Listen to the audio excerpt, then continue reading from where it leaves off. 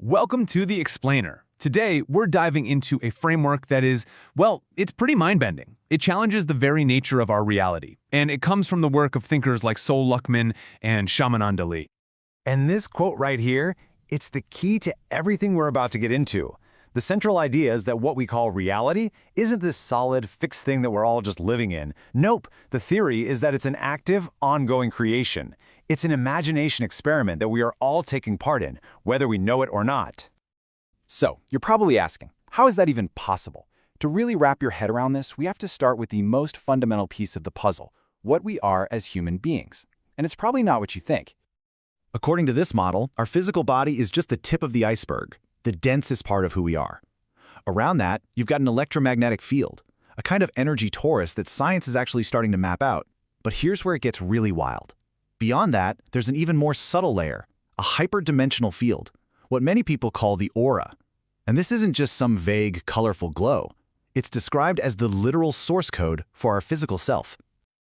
This just flips our whole perspective upside down, doesn't it? We tend to think the physical world is the real world, but this theory says it's the exact opposite. Our most subtle, energetic part, the aura, is the actual foundation. It gives rise to our electromagnetic field, which then sustains our physical body. We are literally creating ourselves into existence from this field of pure potential. Okay, this brings up a huge question. If we're all these incredibly powerful, energetic beings who are creating ourselves into existence, where is all that creative power going? Why aren't we all just living out our wildest dreams? Well, the theory proposes that a lot of this raw, creative energy, you could call it our mojo, our life force, is being systematically siphoned off.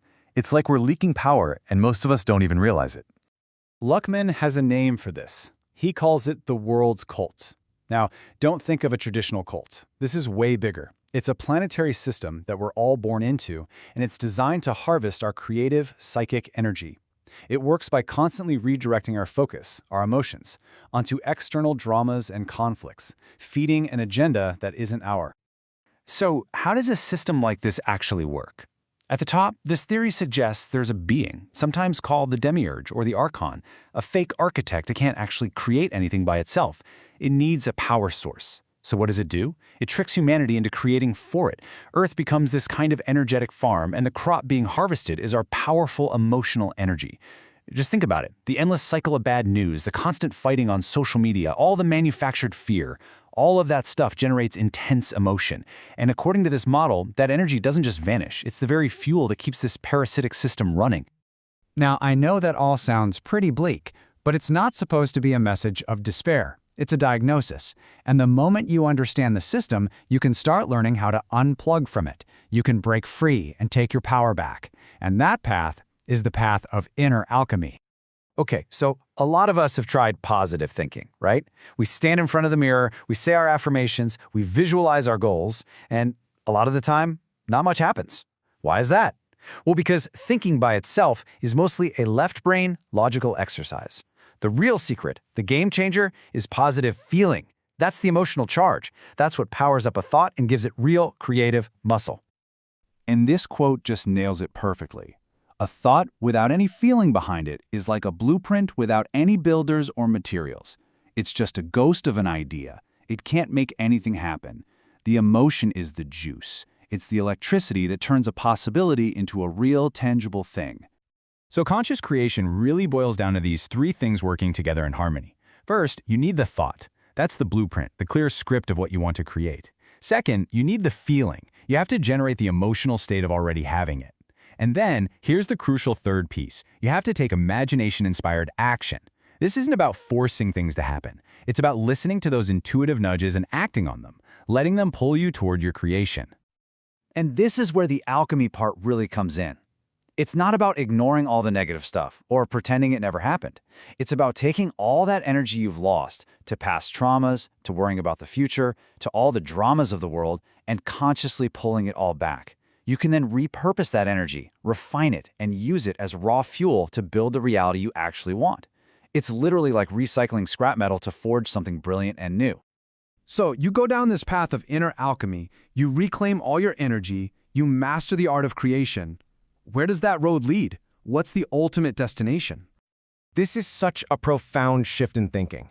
The theory suggests we don't just show up on Earth with fully formed souls. We actually come here to forge them. This world, with all of its ups and downs, is an alchemical furnace, a veil of soul-making, where we get the chance to individuate, to truly become who we are.